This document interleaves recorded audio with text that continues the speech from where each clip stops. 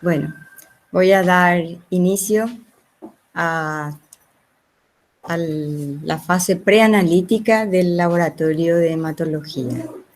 Dice Laboratorio de Hematología y Hospital Día del Hospital Central del IPS. Temas: hemograma y frotis de sangre periférica, importancia, misceláneas, colorantes, alteraciones de la coloración, tubos anticoagulantes y fases y errores preanalíticos. El hemograma manual de interpretación.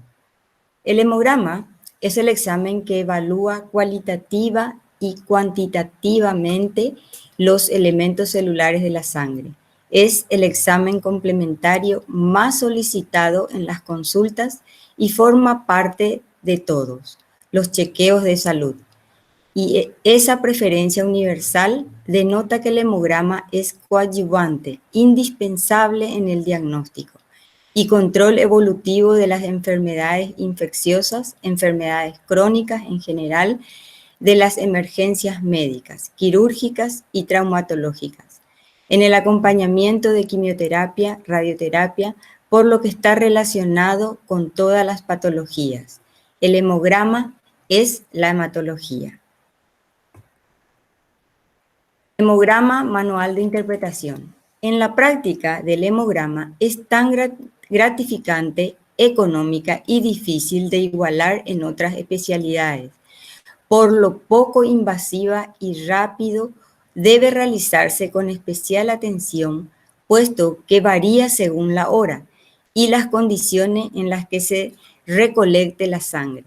A pesar de la diseminación de la tecnología electrónica, el hemograma depende de la calidad del equipo, del grado de especialización del personal y la filosofía de trabajo. Lo que se gana en calidad se logra a costa de la rentabilidad financiera. En la presentación de servicios médicos no se debe tener como fin la rentabilidad, sino como un efecto colateral del inevitable éxito de esta filosofía. Misceláneas.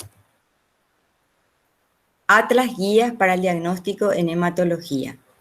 Un buen estudio hematológico debe comenzar por el análisis del extendido de la sangre periférica, puesto que es en la sangre circulante donde se encuentran los elementos sanguíneos funcionalmente maduros y se refleja en primera instancia el estado fisiológico o patológico de la sangre. Además, la base de la nomenclatura hematológica se encuentra en las alteraciones en la sangre periférica.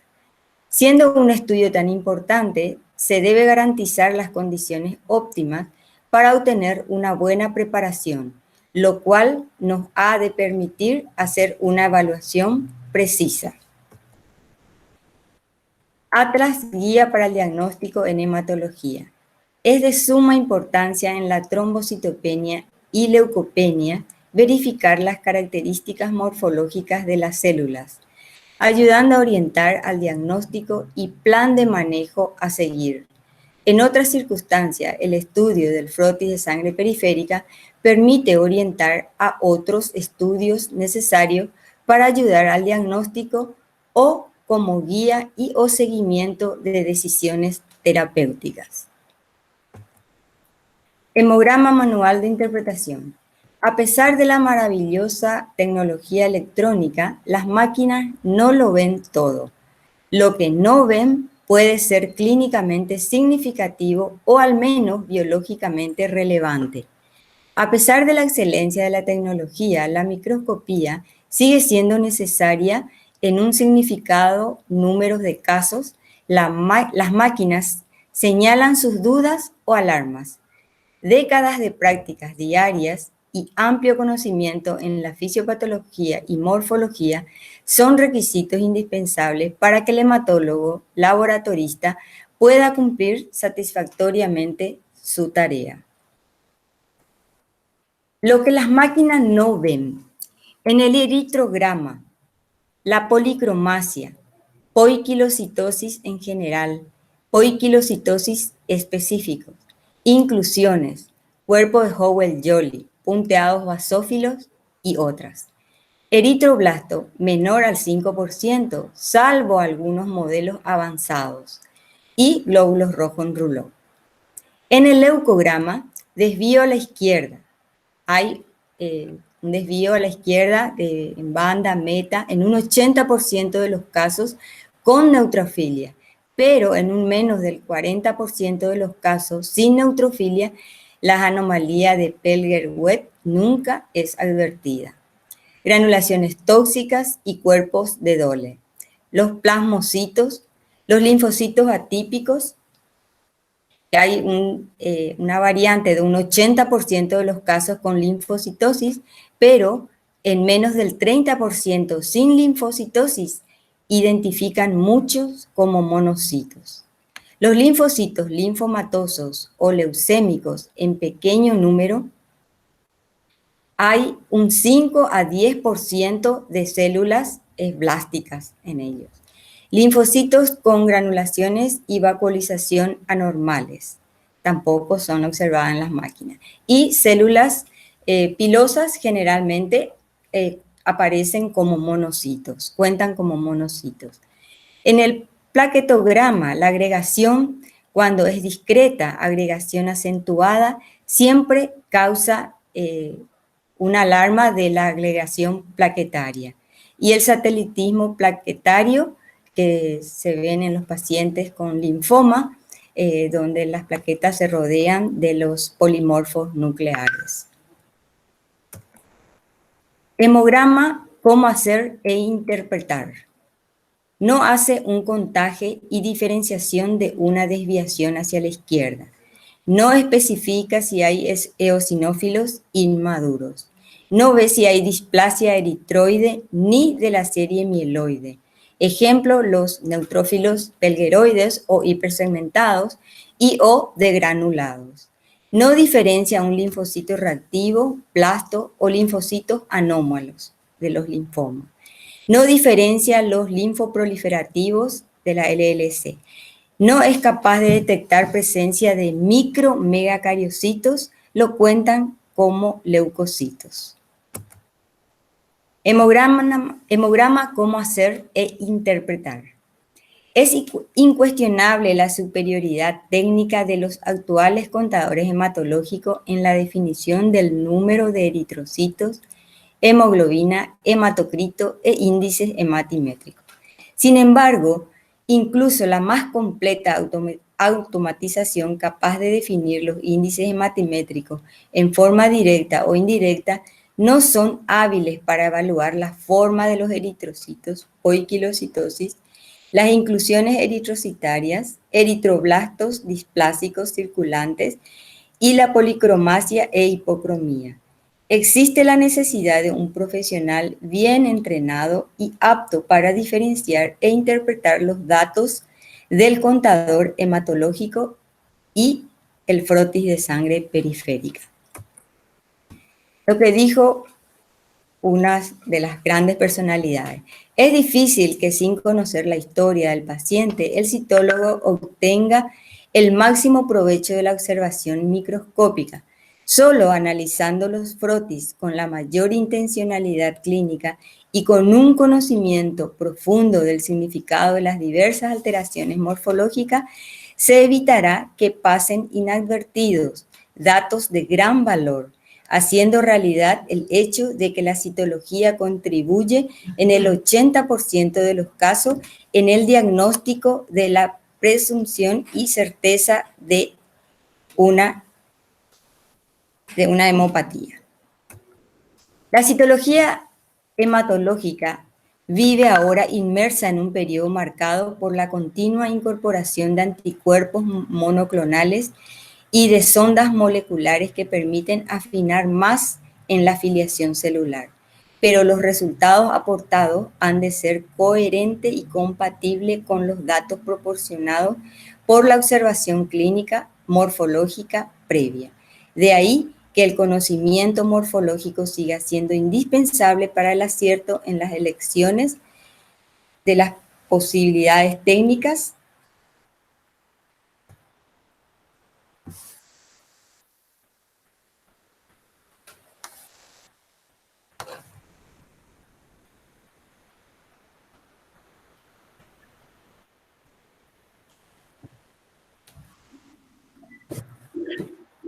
Voy a empezar yo, doctora. Ahora vos, Karina. Sí, sí. Ahora vos. Bueno, yo les voy a hablar un poco de los colorantes utilizados en hematología.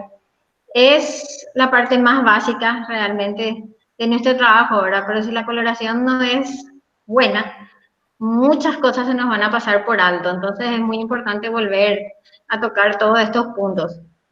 Todos los colorantes que usamos habitualmente están basados en el método de Romanowski, que fue el que inventó principalmente la coloración ácido básica, que es la que usamos, ¿verdad? Y los principales colorantes que usamos en hematología son Mayrumel Giemsa, Bright, Giemsa, que están recomendados. No sé si querés pasar nomás. Este. ¿Y en qué se basó el colorante de Romanowski? Bueno, él hizo una mezcla de un colorante ácido, que era leucina, con uno básico que es el azul de metileno. Y a esta mezcla le llamó colorante neutro. Y con este colorante él se percató de que se podía observar el plasmodium y también que se podía observar una amplia gama de colores para las células sanguíneas.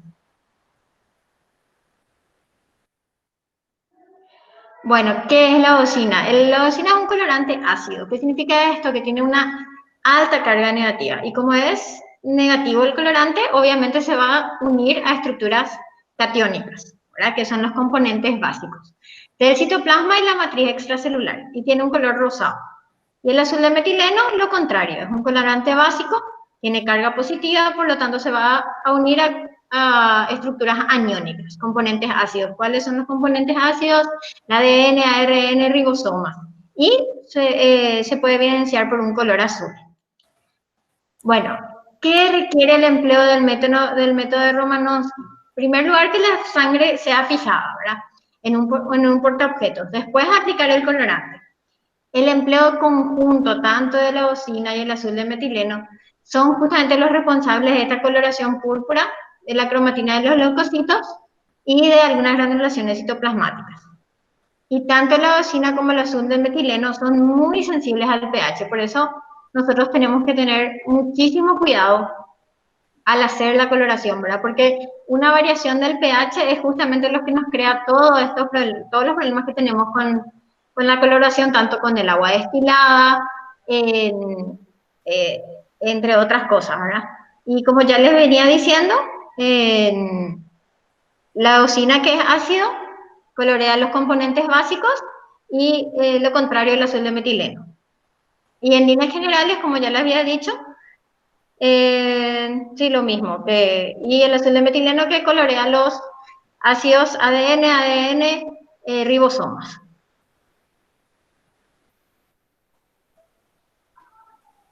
Acá tenemos un ejemplo de las distintas coloraciones, o sea, el distinto color que se da con los colorantes, ¿verdad? Tenemos el núcleo celular y cromatina, dan un color púrpura, el citoplasma de los linfocitos color azul, de los monocitos color grisáceo, granulaciones de los eosinófilos color naranja, de los basófilos azul intenso, granulaciones de los neutrófilos color pardo, los hematíes que tienen que tener un color rosado y los reticulocitos que es un color azulado.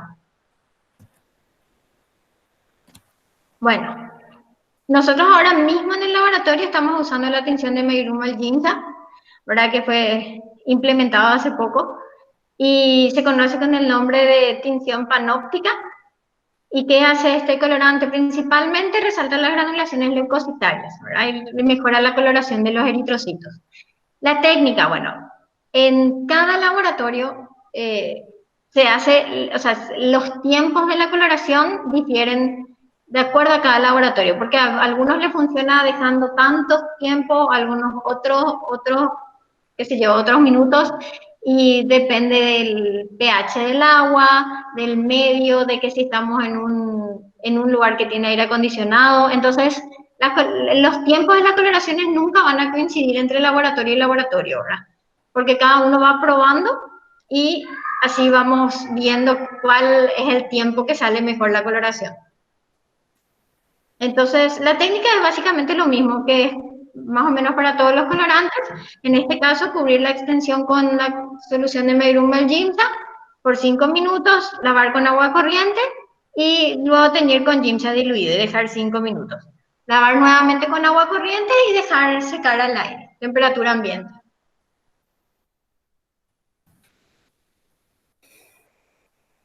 La tinción de Bright es también prácticamente, o sea, todos tienen el mismo fundamento. No sé si, por eso digo, depende de cada laboratorio cuál les viene mejor o cuál les sale mejor, ¿verdad? Porque nosotros tantos problemas tuvimos también, ¿verdad? Y al final creo que la de Mayrum del GIMSA fue la que eh, mejor nos funcionó, ¿verdad? Y la técnica es prácticamente lo mismo también, puedes pasar nomás, doctora. Y la de GIMSA, que es también un derivado del fundamento de Romanowski.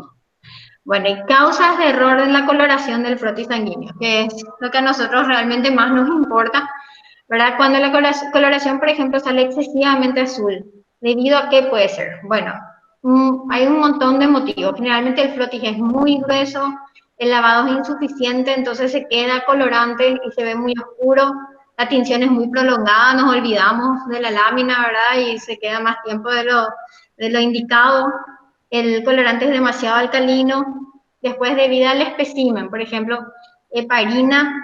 Lo que pasa es que en algunos laboratorios se usaba heparina como anticoagulante, inclusive para hacer el hemograma, porque los pacientes o tenían una extracción de sangre muy difícil debido a que coagulaban muy rápido, por ejemplo, entonces se sacaba directamente con heparina y ahí directamente ya se hacía el frotis y realmente eso produce muchas interferencias, pero como la mayoría de los laboratorios no mira el frotis, entonces ellos con tal de pasar en el equipo y que cuente, ya está, ¿verdad? Entonces, pero la heparina realmente no, o sea, más adelante les voy a demostrar, ¿verdad?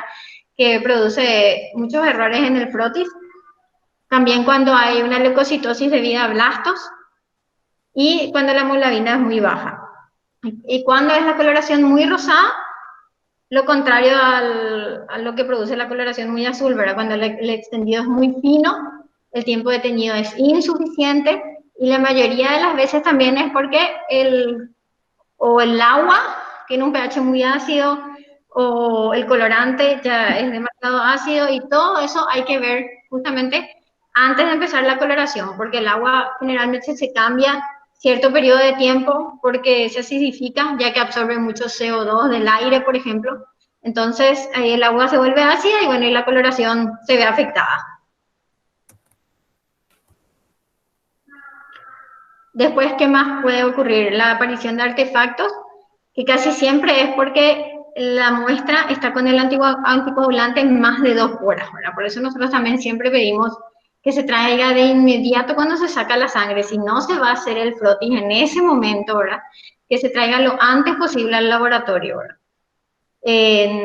Se produce vacuolización del citoplasma, alteraciones lobulares, satelitismo plaquetario y la crenación de los glóbulos rojos principalmente. También la suciedad de las láminas o el deterioro de la presencia de grasa en el portaobjetos. Después puede haber presencia de precipitados. ¿Y a qué se debe esto? A la acción prolongada del colorante, porque no se filtró el colorante antes de hacer la tinción, láminas sucias. Después la hidratación de los hematíes, que puede ser porque se usa un alcohol que no es un alcohol metílico absoluto y mucho tiempo con el agua destilada.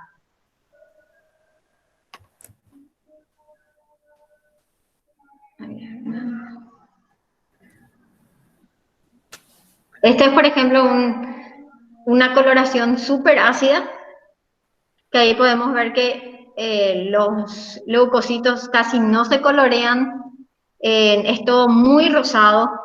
Lo que se puede visualizar de repente es que los gránulos de los eosinófilos se colorean intensamente. Puedes pasar nomás.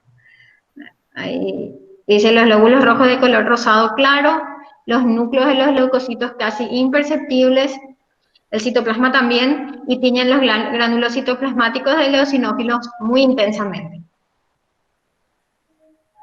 Este es un ejemplo de coloración básica, ahí podemos ver que hay una intensa leucocitosis, cuando hay presencia de blastos, por ejemplo. La lámina se ve muy azul, los glóbulos rojos se ven grises.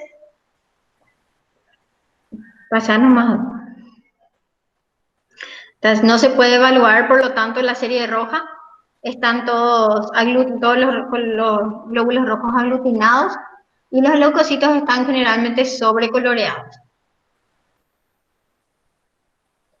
La presencia de humedad, acá vemos como los glóbulos rojos están todos hinchados, ¿verdad?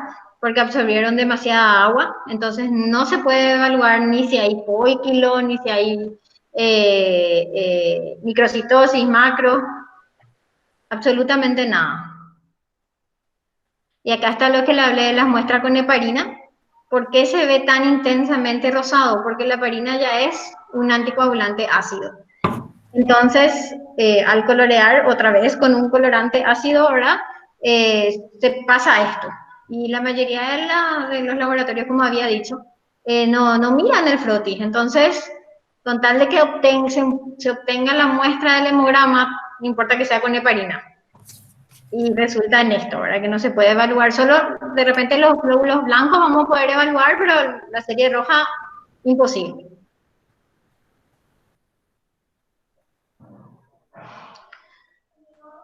Y ahora ya creo que va a hablar la doctora Raquel otra vez, o sigo yo nomás, doctora. Seguí vos nomás todavía. Bueno, y después tenemos los diferentes tubos anticoagulantes, que nosotros en hemograma principalmente usamos ahora tubos con EDTA, que son los de la tapita lila o rosadita, ¿verdad? ¿Y cómo funciona el EDTA? El anticoagulante de EDTA es un quelante del calcio, secuestra el calcio y por lo tanto evita que se produzca la coagulación, ¿verdad? Ahora que estamos sacando también la sangre para el laboratorio central, es bueno que se sepa también que los tubos con tapa celeste es para todas las pruebas de coagulograma generalmente que tienen citrato de sodio. Y después también los que son para suero, que puede ser tanto amarillo como rojo, dependiendo del activador de la coagulación que tengan, que pueden ser sílica gel o gel, dependiendo de eso, ¿verdad? Dependiendo de eso va a tener diferente color la tapa. Esto es lo que ya le había dicho, este es el tubo que nosotros usamos generalmente y que se utiliza para las determinaciones de sangre entera en hematología sobre todo. Ahora yo. La fase preanalítica. La fase preanalítica. Para el estudio del hemograma es esencial seguir una metodología precisa y exacta para garantizar que no haya una información falsa por causa de errores técnicos. La obtención de la muestra es el primer paso de los procedimientos analíticos. Es importante utilizar los contenedores sanguíneos adecuados y evitar los fallos en la recogida de la muestra, en su almacenamiento y en el transporte hasta el laboratorio. Generalmente se utiliza sangre venosa para la mayoría de los exámenes hematológicos. Las muestras obtenidas por punción capilar cutánea puede ser igualmente satisfactoria para algunos fines, a condición de que se obtenga un flujo adecuado de sangre. Pero en general, este procedimiento debe reservarse para los niños y para determinadas pruebas. Normas básicas para la extracción de sangre. Identificar al paciente antes de realizar la extracción. Identificar petición y muestra con el mismo código de barra. Extremar las precauciones en este paso, porque un error en esta fase conlleva a la anulación de toda la fase analítica. El código de barra se colocará sobre la etiqueta del tubo verticalmente, de forma que permita ver el contenido de los mismos. Nunca se manipularán los códigos. En el caso de que el laboratorio tenga la más mínima duda sobre la identificación de la muestra o se descubra la manipulación de un código, es criterio de rechazo de la muestra y todas las que se sospeche puedan estar implicadas.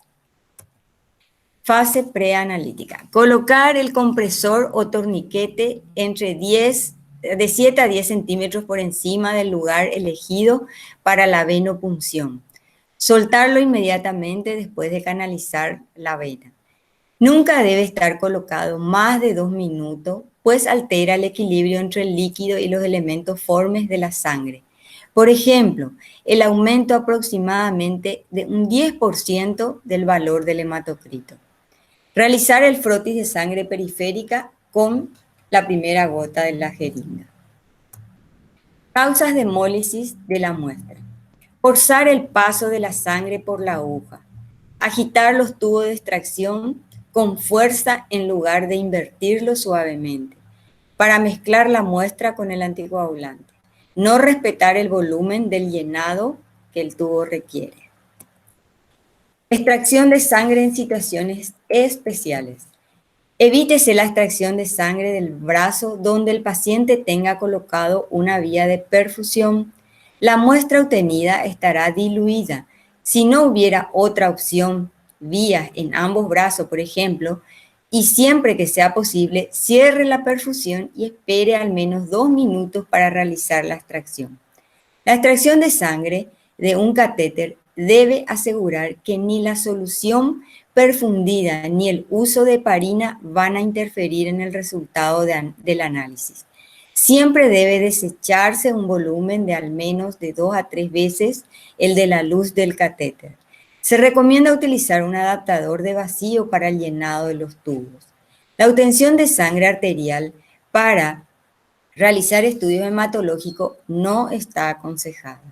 No obstante, en la práctica diaria se da situaciones en las que no es posible usar otra opción que la descrita en los puntos anteriores y en estos casos debe informarse al laboratorio de las características de la extracción y de la imposibilidad de realizar. Extracción de sangre venosa. La sangre venosa es la muestra hematológica por excelencia, por la riqueza de datos que aporta y su relativa facilidad para obtenerla. Extracción de sangre capilar. Obtenida mediante la punción cutánea. En realidad es una mezcla de sangre procedente de arteriolas, vénulas y capilares con líquidos intersticiales e intracelulares.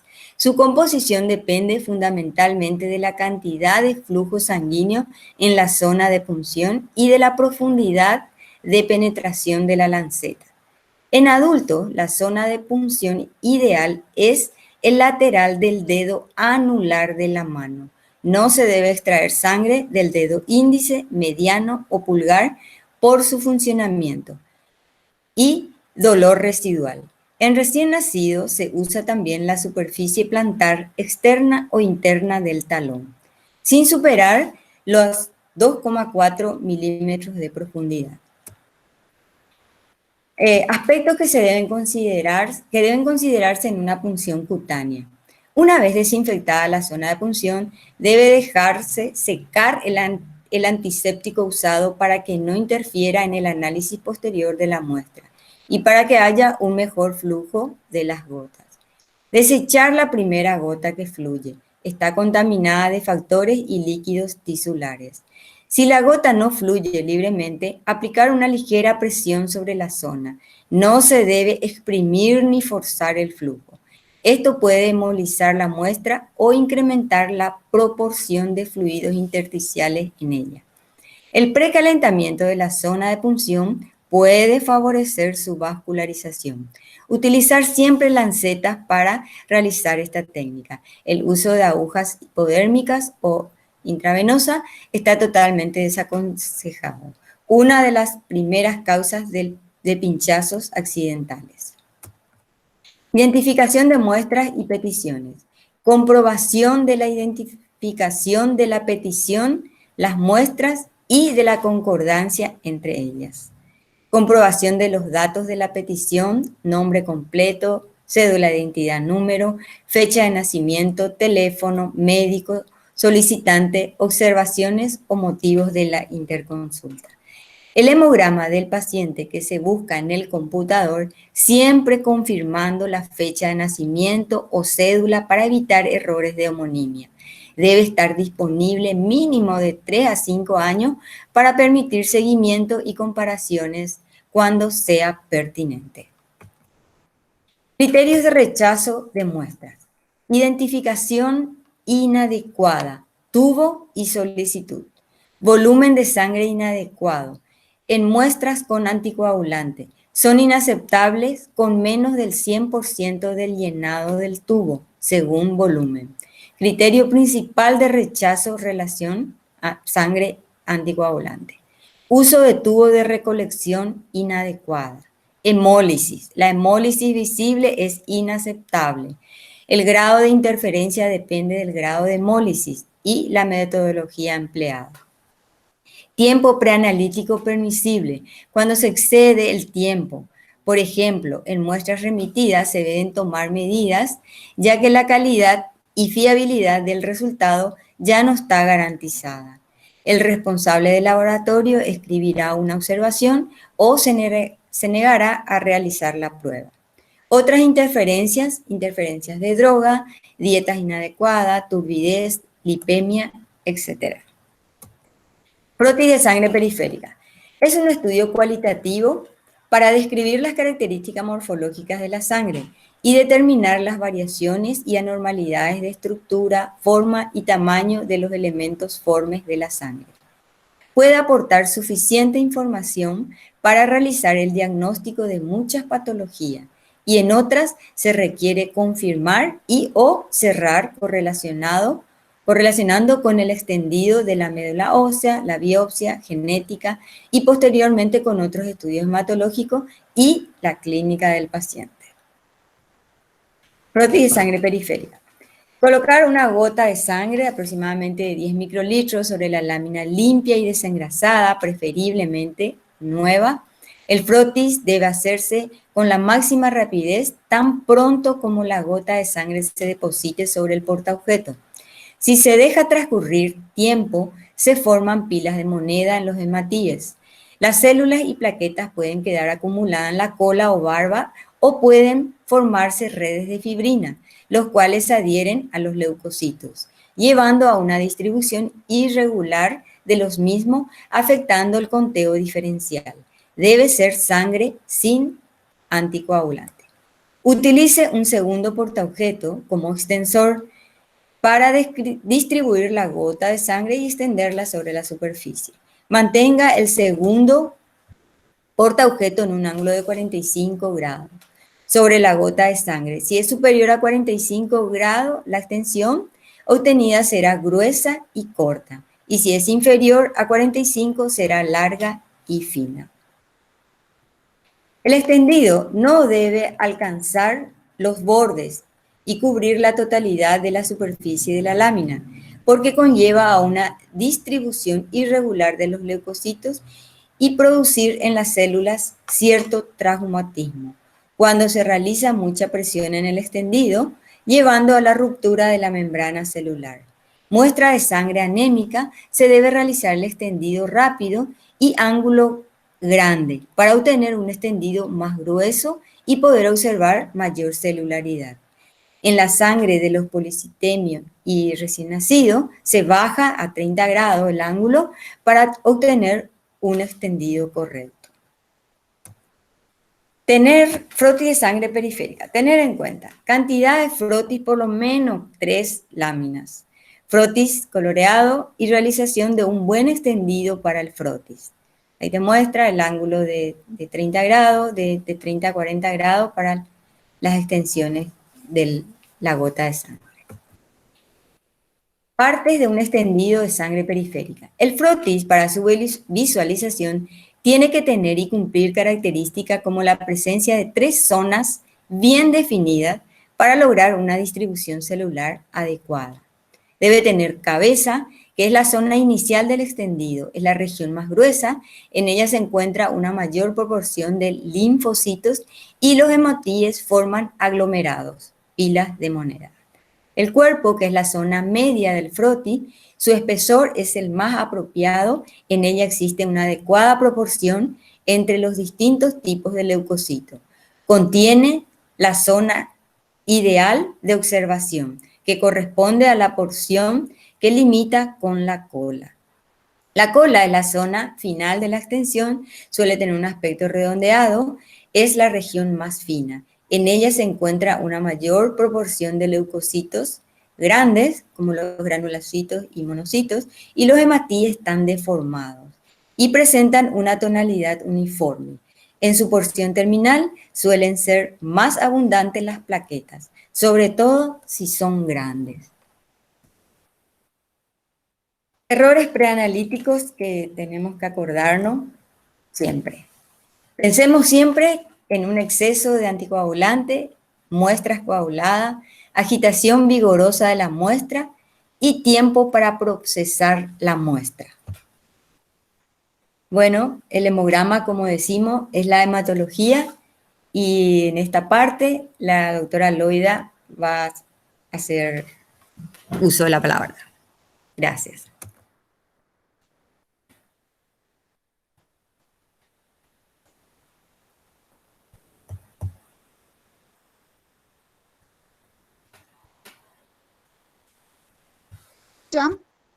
Hola, Hola.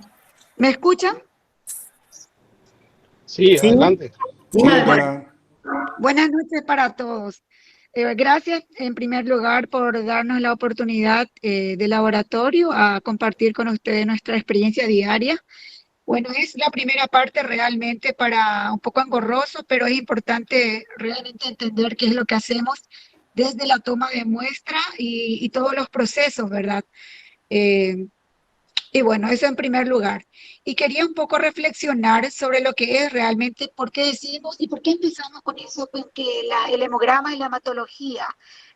A partir del hemograma, tanto nosotros con estos datos que quitamos del contador y miramos en la lámina y ustedes que reciben esos datos, eh, van a ir tomando todas las determinaciones en cuanto a lo que va a ser el resultado y el diagnóstico o tratamiento del paciente. Si es, por ejemplo, una anemia con los BCM, más la morfología, ¿qué es lo que le va a ir dando? Si es una anemia microcítica, si es una anemia hemolítica con una anemia normocítica, si en el frotis hay esferocitos, por más que hay varias patologías otra vez que tienen una clínica muy parecida, pero ¿qué es lo que va a marcar esa diferencia? No son precisamente esos datos cuantitativos, sino realmente el conocimiento del profesional que informa atrás para que ustedes puedan tomar una determinación y un tratamiento correcto al final. Por eso le quiero un poco hacer estas acotaciones de por qué decimos que el hemograma es la hematología. O en un frotis de sangre periférica, dentro de una anemia normocítica, hemolítica, con reticulocitos altos y la presencia de esquistocitos, más la clínica, como cierra un diagnóstico. O en una leucocitosis, donde hay una dispersión de granulocitos y con desviación hacia la izquierda, más una trombocitopenia o trombocitosis, entonces eso también puede orientar perfectamente hacia una clínica, ya sea una LMC con un valor de 200, 300 de glóbulos blancos. Entonces, inclusive ir orientando hacia el estadio de esa patología. Y cosas así que puedo ir citando más y más y más. Entonces, yo creo que en hematología el hemograma es una parte indivisible tanto para el bioquímico que maneja no solo esos datos cuantitativos nada más, sino la importancia de interpretar con cada célula de lo normal a lo anormal para que eso le pueda servir al médico como para orientar para el tratamiento correcto. Eso por una parte. Y por otro lado, en la parte de datos del paciente, es porque a veces nosotros tanto pesadeamos con ustedes que necesitamos esos datos, o por lo menos la clínica orientativa, por qué se hizo la interconsulta, para no estar volviéndole a preguntar o estar entrando en la computadora y hurgar un poco. Para el laboratorio es muy importante que eso inclusive venga en el pedido.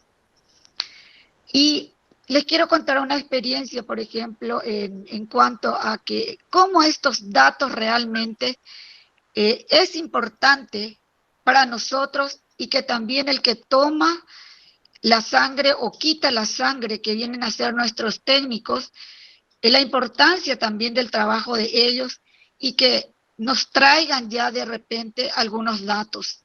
En otros, no precisamente en nuestros servicios, sino en mi caso, por ejemplo, en otros hospitales.